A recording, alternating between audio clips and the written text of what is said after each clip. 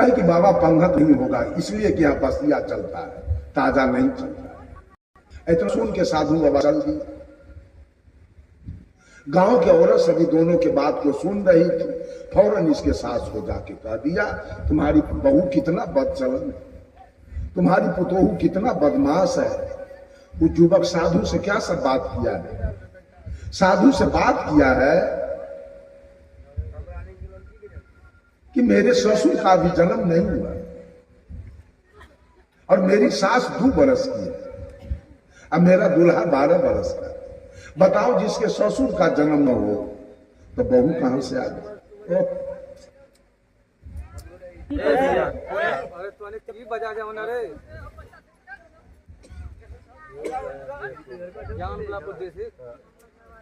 बंधु,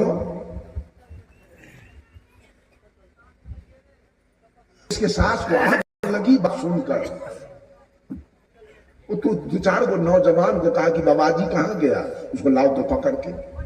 बाबाजी तक गांव में चले आए थे, उसको पकड़ लिया, हाथ भी चला लिया, पकड़ के ले गया। गांव के बूढ़े बुजुर्ग लोगों को बुलाया गया, मुखिया सरपंच को बुलाया गया। उस दुल्हन को घर से निकाला गया और पंचायती शुरू हो गई। मुखिया ने पूछा साधु से, बाबा आपको क्या जरूरी था नई नवेली युवती दुल्हन से बात करने का? साधु जी ने कहा, मुखिया मुझे कोई जरूरी नहीं था मुखिया जी, मैं तो सत्संग में जा रहा था, यही हमको बुलाई है तो मैं आया। कहा तो आए तो क्या सब हुआ? आए तो ये आके बंदगी किया और कहती है बाबा इतना सवेरे। तो मुखिया जी ने पूछा, इसका अर्थ बताइए।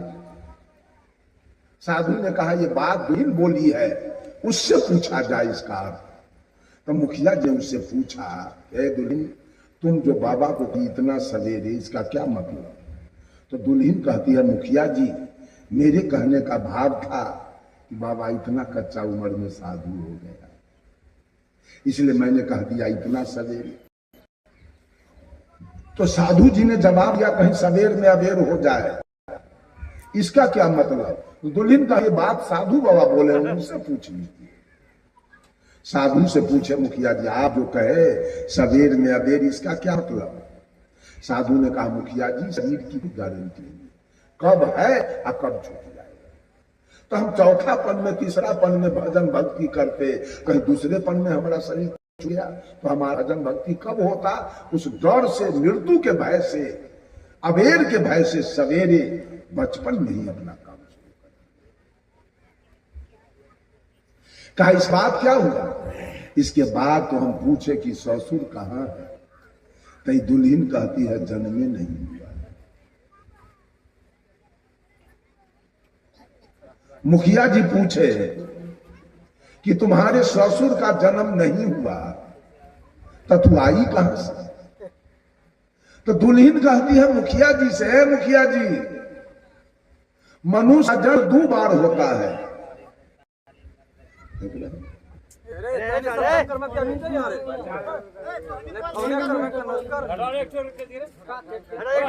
एक आदमी को रखिए, एक आदमी से हटा दीजिए।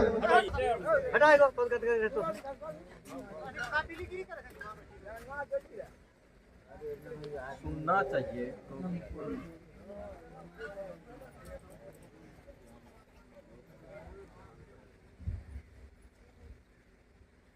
दुल्हन कहती है मुखिया जी से, मुखिया जी मनुष्य का जन्म 2 बार होता है, एक बार मां के गर्भ से और दूसरे बार गुरु के गर्भ से। मां के गर्भ से आने वाले चोर, चोट्टा, बेईमान, दलाल, घूसखोर, हत्यारा, बलात्कारी, मस, मछली, ताड़ी, दारू, गांजा, भांग, बीड़ी, सिगरेट, पान, सुपारी, शिखर पराग, सब कुछ करने वाले होते हैं जो मां के गर्भ से आते हैं। आज सब कुछ हो रहा है ना, लेकिन वो दुल्हन कहती है मुखिया जी दोबारा जो गुरु के गर्भ से जन्म लेता है वो साधु होता है, वो संत होता है, वो सदगुरु होता है, वो जोगी होता है, वो अवधूत होता है, वो वीतराग होता है, वो सन्यासी होता है, वो निर्वाण होता है, वो प्रबुद्ध होता है, वो सज्जन होता है, वो सदाचारी होता है, वो ब्रह्मचारी होता है।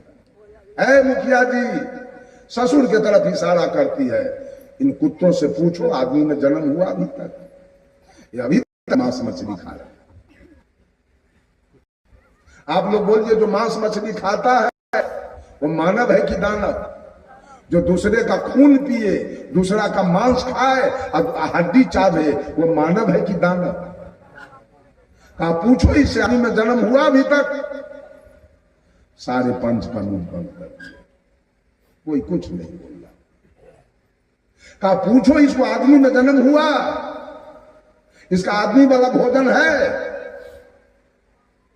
सारे पंच का मुंह बंद हो गया। कहा सास के बारे में कही हो 2 बार? जी हमारी सास भी वही सब खा रही थी। 2 बरस पहले कोई संत महात्मा मिल गया, हमारे सास को कंठी माला दे दिया। अब हमारी सास भात रोटी साग सब्जी दूध दही घृत मक्खन मलाई खा रही है। हमारे सास का जन्म आदमी में 2 बरस पहले हो गया। हमारी सास 2 बरस की है और ससुर का जन्म नहीं। कहा दूल्हा के बारे में कहियो 12 बरस की। जी हमारा दूल्हा भी अभागा वही सब खा रहा है, लेकिन 12 बरस पहले कोई महात्मा मिला, हमारे दूल्हा को कंठी माला दिया। अब मेरा दूल्हा काजू किशमिश बादाम मुनक्का छुआरा सेव संतरा अनारस बेदाना आम लीची कटकेला आलू गोभी टमाटर बैगन सिम परवल खा रहा। 12 बरस पहले हमारे दूल्हा को आदमी में जन्म हुआ। तो मुखिया जी पूछे कि बाबा तुमसे भोजन मांगे तो तू कहीं बसिया होगा तागा? जी हमारा जो शशि है पापी, इसके पिताजी और दादाजी सब संत महात्मा थे, सब साधु थे, सब भजन भक्ति करते थे, भंडारा करते थे। वही लोग जो धर्म कर्म कर चला गया, उसी बसिया बड़ा चला। ताजा में पापी सब कुछ कर नहीं रहा, तो बाबा को ताजा हम क्या खिला? यहाँ तो बसिया पर चलने वाला। पूरे गांव के लोग सुधर गया उस दुल्हन के विचार से, उस औरत के विचार से। अरे रमानंदी कबीर पंथिया संत मत बनिए, बाग है। पहले आदमी तो बनिए। अगर आप मांस मछली खाते हैं तो आदमी है, मनुष्य है।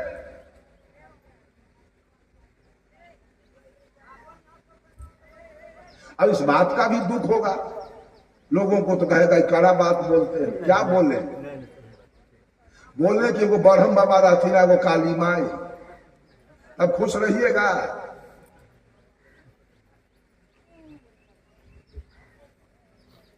बंधुओं, मैं जो शीर्षक रखा वो तो पीछे पड़ गया। मेरा कहने का आज मतलब था कर्म ज्ञान कांड और कर्म कांड। आज सारे सृष्टि के लोग कर्म कांड में लगे हुए हैं। ज्ञान तो कबीर साहब कहते हैं, नौका डूबे सील उपलाए, मछली धई का बबुल बे के खाए, लोगवा कोई न पतियाए, बगवा के बच्चा के बकरिया लेने जाए। नौका डूबे, आज ज्ञान रूपी नौका डूब रही है। ज्ञान की चर्चा नहीं जल्दी कहीं मिलेगा, आत्मज्ञान की चर्चा जल्दी नहीं मिलेगा। वो ज्ञान रूपी नौका डूब रही है, जिससे आप पार कर जाएंगे। जिस ज्ञान रूपी नौका पर चढ़ के आप पार जाएंगे, वो नौका डूब रही है।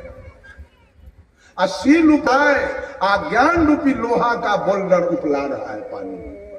इतना बड़ा बड़ा बच्चा सब शिखर पड़ा खा रहा है, चोरी दलाली बेईमानी सोच रहा है। बच्चा सब अज्ञानता का विकास। कबीर साहब कहते हैं, बैल बियाए गाय भय बांझा, अब बछरू दुहिए 3-3 साल। ज्ञान रूपी गाय बांझ पर रही है और बैल बच्चा दे रहा है। जो बैल पुलिंग है वो बच्चा दे रहा है। अज्ञानता का विकास हो रहा है। नौका डूबे सिल उपलाए, अब मछली ढाई का बबुलबे के खाए। मछली खाएगी बबुला के कि बबुला खाएगा मछली के? कबीर की उलटबासी है। कबीर दुनिया को चाल देखकर व्यंग में बोलते हैं, मछली धई का बबुलबे के खाए। मछली के अंदर क्या है? अगर बबुला किनारे में खड़ा है, बबुला को देखिएगा, बाप रे बाप, तो बड़की पंडित है साधु, देह डोलने नहीं दे रहा है। अब पैर उठाएगा तो इतना ऐसे कि खड़खड़ाए न तन को, बुझाएगा साधु। जैसे बबुला ध्यान लगेले है नदी के किनारे, और वैसा ध्यान अगर मछली लगा ले तो एक बाप के दिन है मछली को पकड़ लेगा, पकड़ लेगा। लेकिन क्या है, मछली के अंदर है चंचलता, अब बबुला के अंदर है एकाग्रता। साहब कबीर के कहने का भाव है कि चंचलता एकाग्रता को खा गया, मछली धई का बबुला दे के खाए। आपके अंदर जब चंचलता आएगी, कोई घर में बीमार पड़ गया, वो हॉस्पिटल है, और कोई गांव का लोग कहेगा वो गोसाई फलना जगह के बैठ दल तल हटाइए, हमारा बेटा बीमार है। चंचलता आपकी एकाग्रता को खा गया कि छोड़ दिया? अरे छोड़िए, हमारा ट्रैक्टर खेत में खड़ा है, बीज लेके खाद लेके जाना है, कि दल फल के बात अभी हटाइए। एक चंचलता एकाग्रता को खा गया कि छोड़ दिया? जब दिमाग चंचल होगा तो एकाग्रता रहेगा कि खत्म? वही कहना है, मछली धई का बबूल देके। सब कुछ उल्टा हो गया। ज्ञान की बात, आत्मज्ञान की बात कोई सुनना पसंद नहीं कर रहा है।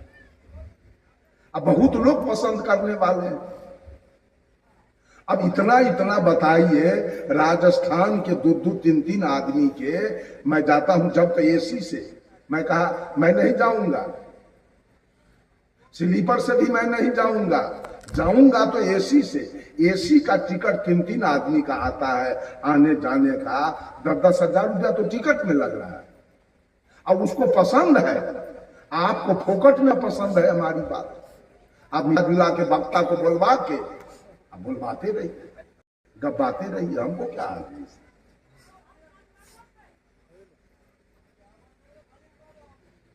बंधुओं, महिला भी कर्म कांड में और पुरुष भी कर्म कांड में। बैजनाथ धाम गए तो कर्म करके गए, पैर से चल के गए, पैर दौड़ते, अब मुंह बोलते गया बोलो बम, हाथ जाकर जल चढ़ा दिया। इसमें ज्ञान कहाँ कहाँ है सो बोलिए। और जल चढ़ गया तो होटल में मांस भात पी खा लिया, और दारू पी के वहां से बहिना लेने चला। तो वो बांस के फट्टा, 2 चुकरी, वो कहेगा बोलो बम, डाक बम, पैदल बम, और बस बम, ट्रक बम, रेल बम, भैया बम, बहिना बम, आज सबसे ढाले टटकुनिया बम, ढालेल बकरिया। एक आदमी से हम पूछे, बड़ा बम बम हल्ला करते हो, बोलो बम, बोलो बम। तो एक बम तो डकैत रखता है, बदमाश। अब तोहरी कौन बम है, बम से हमको भय लगता है, जरा बम के बारे में बताओ हमको। कहा हम तो नहीं जानते, कि हम तो जानते हैं, हमसे पूछो। कहा बोलिए कि बम शब्द तुम्हारा अशुद्ध है। आखिर दुनिया में जितने भी शब्द हैं उसका अर्थ होता है, कि बम शब्द का क्या अर्थ है? बम शब्द नहीं है, बम शब्द है शुद्ध। शुद्ध कहना चाहिए बोलो बम, तो अशुद्ध में लोग कहते हैं बोलो बम।